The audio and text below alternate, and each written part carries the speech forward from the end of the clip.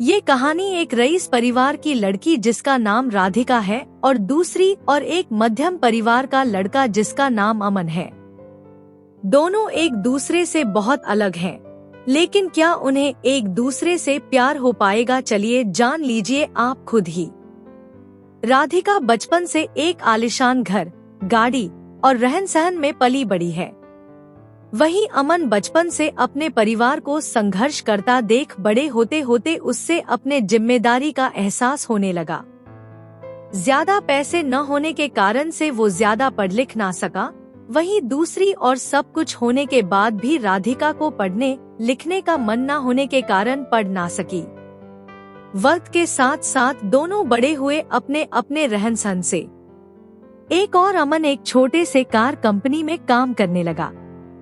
वहीं दूसरी और राधिका अपने जिंदगी घूमने मस्ती में बिताने लगी।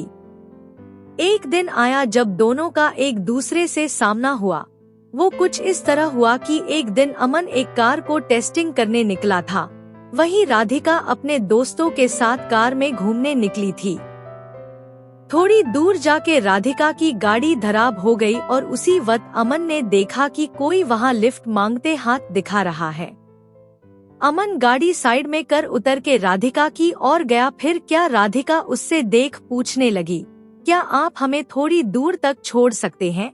अमन उसकी बातों को सुन के चुपचाप गाड़ी की ओर गया और गाड़ी चेक करने लगा।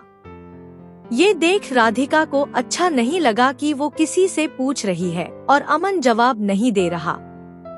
अमन कुछ देर बाद बिना किसी से कुछ कहे चले जाता है। ये देख राधिका को कुछ समझ नहीं आया, तभी पीछे से आवाज आते हुए, राधिका गाड़ी चालू हो गई, अंदर आ जा। ये सुन राधिका उससे शुक्रिया करने जाती तब तक अमन निकल चुका था। राधिका फिर गाड़ी में बैठ चले गई। एक दिन आया जब राधिका का जन्मदिन था। वो हर साल की तरह अपने परिवार के साथ मंदिर गई। वहां उसने अमन को फिर से देखा। वो देखते ही उसके पास गई उससे उस दिन के लिए शुक्रिया कहने। ये सुन अमन ने उससे देख मुस्कुरा दिया। ये देख राधिका ने अमन से पूछा, क्या तुम बोल नहीं सकते? उस दिन भी मैंने पूछा था, तब भी कुछ नहीं बोले। आज भी जब मैं खुद आई तुम्हारे पास तुम्हें शुक्रिया कहने, तो आज भी बस मुस्कुरा दिए और कुछ कहा नहीं। फिर अमन ने कहा कि मुझे देर हो रही थी, लेकिन मैंने वहाँ तुम्हें देखा कि तुम लिफ्ट मांग रहे थे, इसीलिए मैंने गाड़ी रोक के तुम्हारी गाड़ी ठीक करने चले आया। फिर दोनों के बीच बातें चलने लगी। फिर अमन को देर हो रही थी तो अमन ने कहा कि अब मुझे जाना होगा, मुझे ऑफिस के लिए लेट हो रहा है। जाते जाते अमन ने उससे दोस्ती की हाथ बढ़ाया, कहा कि क्या हम दोस्त बन सकते हैं? ये सुन राधिका ने कहा, मुझसे दोस्ती? मैं हर किसी से दोस्ती नहीं करती। ये सुन अमन ने हंसते हुए कहा, चलो ठीक है, कोई नहीं, वक्त बताएगा कि दोस्ती करते हो या नहीं आप। ये बोल के वो चल दिया और वहाँ राधिका भी अपने घर की ओर निकल पड़ी। कुछ दिनों बाद राधिका और अमन एक मॉल में मिलते हैं। अमन देख राधिका से पूछा, तुम यहाँ कैसे? राधिका देखते हुए, बस यूं ही घूमने के लिए आई हूँ, तुम्हारा आज ऑफिस नहीं है जो यहाँ आए हुए हो? अमन ने कहा, आज बस जल्दी काम खत्म हो गया था तो सोचा थोड़ा घूम लूं। फिर दोनों एक कैफे में गए और बातें करने लगे। राधिका ने अमन से कहा, अपने बारे में बताओगे कुछ?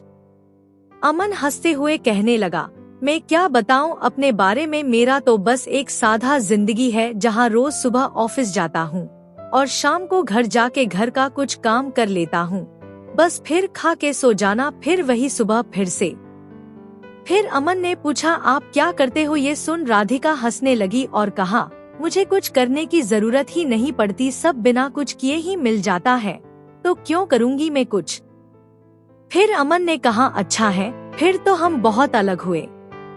ये सुन राधिका ने कहा, हाँ अलग तो हुए हम, फिर भी तुम्हारे साथ बैठी हूँ यहाँ।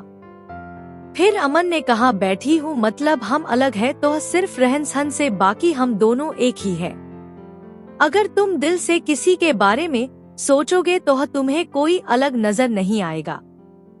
ये सुन राधिका ने कहा, ये दिल कुछ नहीं होता है। अमन सुन के मुस्कुराने लगा और कहा, ठीक है, जैसा तुम बोलो। फिर हर कुछ दिनों में दोनों मिलते रहते, बातें करते और अपने घर चले जाते। धीरे धीरे दोनों में बातें बढ़ने लगी और दोनों रोज मिलने लगे। अमन ऑफिस से निकल के मॉल चले जाता और वहाँ राधिका उसका इंतजार करती रहती।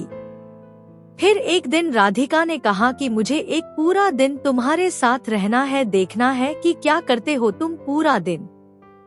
फिर एक दिन अमन का छुट्टी था ऑफिस का, तो उसने राधिका को मिलने के लिए बुला लिया। फिर अमन हमेशा की तरह पहले मंदिर गया, फिर वहां से आने के बाद मैदान गया जहां छोटे छोटे बच्चे खेल रहे थे, वहां अमन उनके साथ खेलने लगा। फिर कुछ देर बाद अमन वहां से आश्रम गया जहां वो हमेशा लोगों को खाना खिलता, उनका कुछ देर देखभाल करता, फिर चले आता। फिर वहां से निकलने के बाद अपने घर आया और अपने माँ को बिठा के घर का बचा हुआ काम खत्म किया। फिर रात हो गई और उसने राधिका को घर छोड़ आया और कहा, ये रहता है मेरा छुट्टी